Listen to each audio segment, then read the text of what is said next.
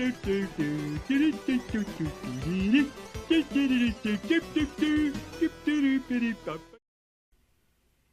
I'm playing the Three Stooges for the NES, developed by Cinemaware and released by Activision back in, I believe, 1989.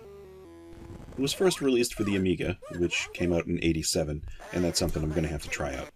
And it was also put out on a bunch of other systems, so this one made the rounds. The Three Stooges were an American phenomenon in the earlier part of the 20th century, and they were a part of a ton of different movies, shorts, and even cartoons. Maybe they're less popular these days, but in the 80s when this first came out, I seem to recall seeing them on television frequently. A few times a year, channels would run marathons on these guys. It was always fun. If you're unfamiliar with this gang, they were three guys that always got themselves into trouble, and they frequently slapped, punched, and humiliated each other. This was slapstick type of humor, of course, very physical, kind of a throwback to the vaudeville era. Here we have black and white classic stuff, and actually seeing this game in color is probably the first thing I really noticed, because the Stooges were pretty much always in black and white. The colors for the NES, they look like those colorization efforts they went through for black and white properties. I recall that being a big thing in the early 80s for a while. Overall, I've always thought that these efforts were a little unneeded and maybe odd looking, but it's okay here, I suppose. This is an action game that is basically a handful of mini-games. The story is simple enough. You play the Stooges and you're trying to save an orphanage. To do this, you need to collect $5,000 by the end of the month. As you would imagine, each minigame allows you to get some cash. You start each day with an opportunity to select a job for the day. It's a roulette screen, really, and you're trying to press a button to stop the icon on something useful. Besides stopping on the minigames, which is something you certainly want, you can suddenly win money, lose money, or get tagged with a mousetrap and get hurt. If you get the mousetrap a few times, you're going to lose outright.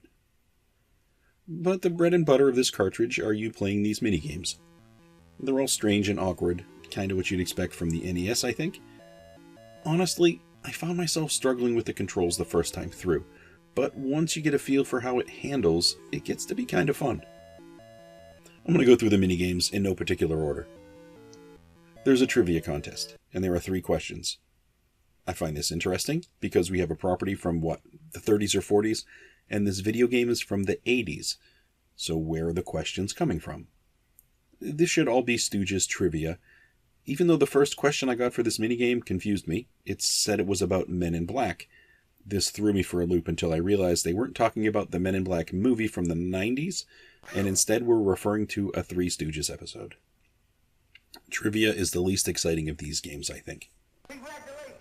There's a game where you play waiters and basically launch pies at the people you're serving. It's one of those classic Stooges episodes, I believe, and you get money for each pie that you successfully land on an opponent. So far, I find this to be the hardest to control, and I'm still working on this one. Then there's the cracker eating contest. This is you looking at a bowl of soup with crackers and open oysters that have crackers in their mouths.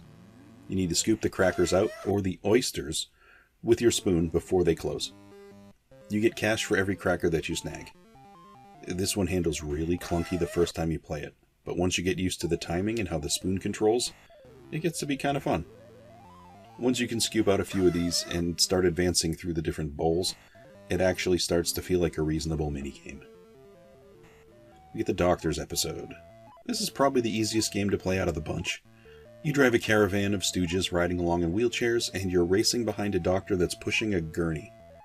Every few seconds the doctor's going to drop an icon, and if you scoop up that icon, it's going to get you a little bit of money. There are going to be patients to dodge as you progress through the level. Usually it's some guy with crutches that's pitching a fit in the middle of the hall.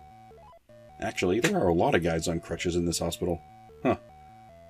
You control the speed of the race by pressing up and down, and honestly, keeping somewhere in the middle seems to work best. I can't see why you'd want to go full speed. Then we have a boxing match, and this is pretty interesting to me. It's based on a specific episode where Curly is a great boxer if he hears the song Pop Goes the Weasel. The plan for the group was for Larry to play this song on his violin, and when the match starts, we see that his violin is broken. So Larry has to race across town to a radio store to get a radio that he can use to bring back and play the song for the fight. To succeed here, all you have to do is run all the way to the right as far as you can, and when you get to the end, you just run all the way back to the left. If you do that before the song that's playing ends, you win. You control your speed by pushing left or right, and you dodge by pressing up or down, and you can press one of the buttons to jump. There are going to be ladders, hydrants, and people lying on the ground that you have to avoid. I thought this one was really hard the first time through, but once you get the up and down part figured out, dodging between the ladders, it gets much better. You just don't have a lot of leeway to dodge, and if you can get comfortable within that range, it makes jumping over the hydrants and the people much easier. Of course, there's also a slapping scene. I mean, what else would you associate with the Stooges? 3 guys smacking each other around and poking each other in the eyes. You don't get points with this one, but if you do well here, it slows the selection reticle down on the roulette screen, so when it's scrolling through options for the minigames, you can select one easier. That's pretty useful. I have to say this cartridge was better than I expected.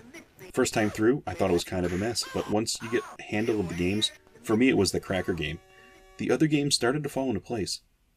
I can't say this is an amazing game, but it's interesting and it's pretty fun to play. I've gotten close to the $5,000 limit, but I haven't passed it yet. I think I'm getting close.